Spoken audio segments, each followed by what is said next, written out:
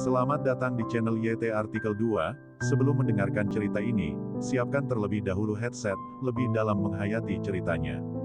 Dan untuk mendukung penulis cerita ini, jangan lupa untuk like, komentar dan tekan tombol merahnya, alias subscribe. Terima kasih.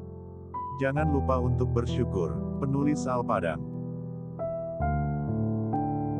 Episode 12, kisah seorang cleaning service yang ternyata anak orang kaya. Sesampainya di rumah, Rahman langsung terus ke dapur, untuk menyiapkan hidangan untuk Luna, karena Luna belum sampai di rumah. Jadi ia menyiapkan makanan untuk Luna. Belum lama makanan disiapkan, Rahman Luna akhirnya pulang. Rahman langsung menyapa Luna. "Mari makan," kata Rahman kepada Luna sambil keluar membawa lauk.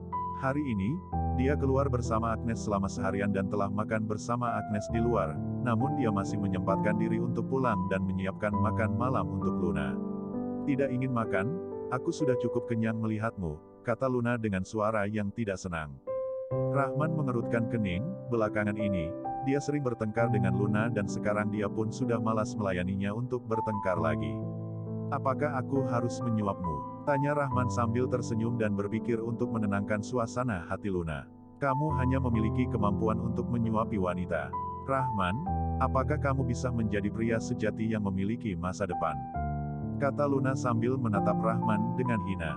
"Emang kenapa?" tanya Rahman sambil mengerutkan kening. Dia merasa kalau Luna sedang mengalami masalah. Kalau tidak, Luna tidak akan marah sembarangan.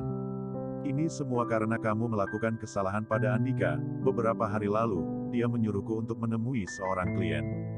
Jika aku tidak bisa mendapatkan bisnis itu, dia akan memotong bonus bulananku," kata Luna dengan emosi.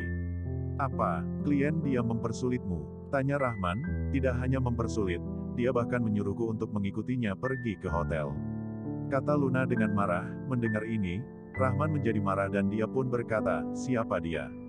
Aku akan membantumu mendapatkan bisnis ini." "Apa, membantuku? Apakah aku gak salah dengar?"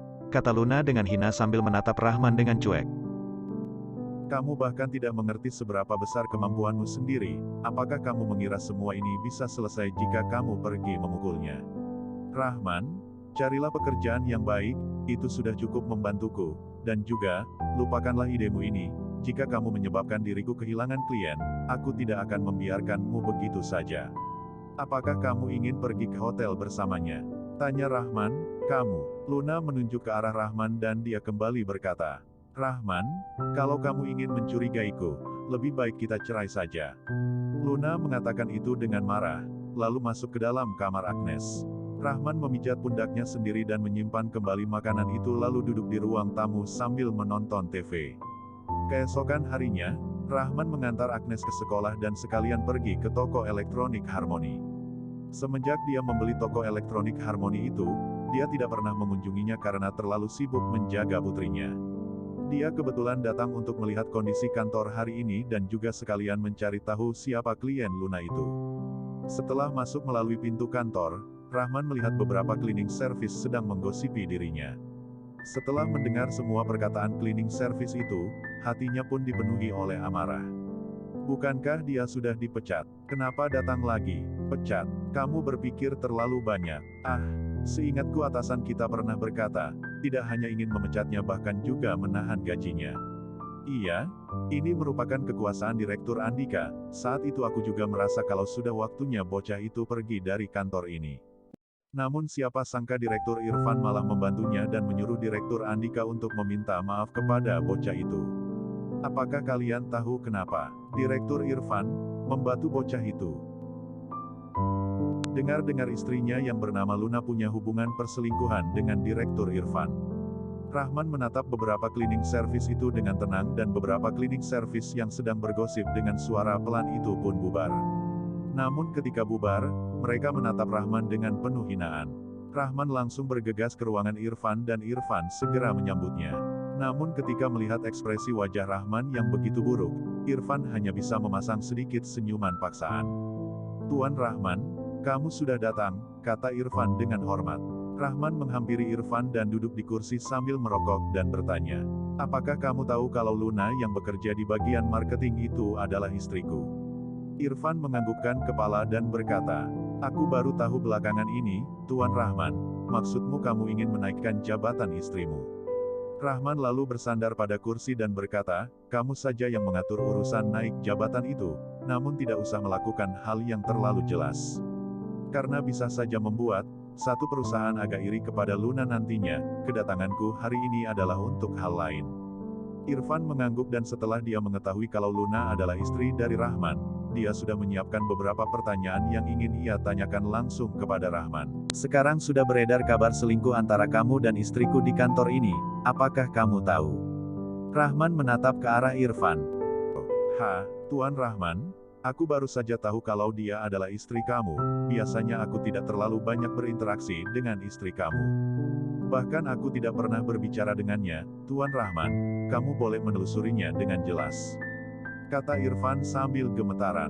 Ini merupakan berita palsu, dia memang memiliki seorang selingkuhan selama ini, namun merupakan gadis di luar kantor ini. Dia berpikir sebentar dan sadar kalau ada yang sedang menjebaknya. Aku tahu hal ini tidak berhubungan denganmu, namun kamu harus mengurus hal ini dengan baik. Kalau tidak, silahkan pergi, kata Rahman. Tenang saja Tuan Rahman, aku akan segera menelusurinya, aku akan memecat siapapun yang menyebar gosip palsu ini. Irfan menghela nafas dan berjanji akan memastikan semua ini. Apa gunanya memecat mereka? Apakah bisa diselesaikan dengan memecat? Pikir pakai otakmu, cari cara untuk membuat baik kembali namamu, dan mengembalikan semua kebenaranmu, kata Rahman sambil menunjuk ke arah otaknya. Iya Pak Rahman, Irfan terkejut, dia pun sudah mengerti, jika dia hanya memecat orang-orang yang menyebar gosip itu, bagian dalam kantor akan langsung tenang.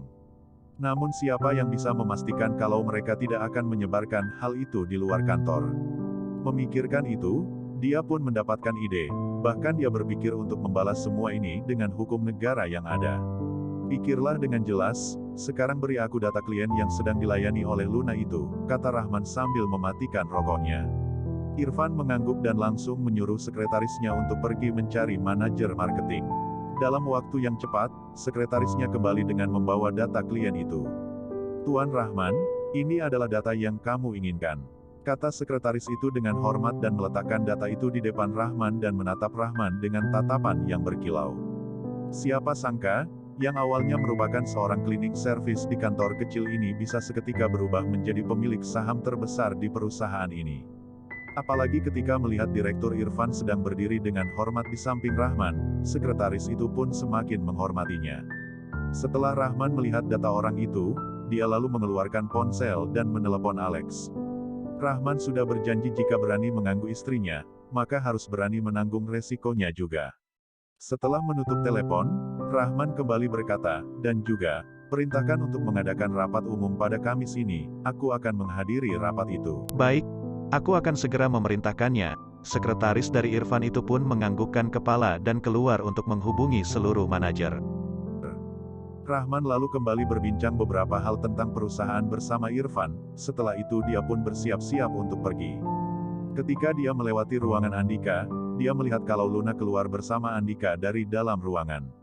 Untuk apa kamu kesini? Apa kamu memata-mataiku? Kata Luna ketika melihat Rahman. Luna pun mengerutkan kening dan merasa marah. Apalagi mengingat kembali perkataan Rahman tadi malam yang sedang mencurigainya. Luna seketika merasa kalau Rahman datang ke perusahaan untuk memata-matainya. Bersambung.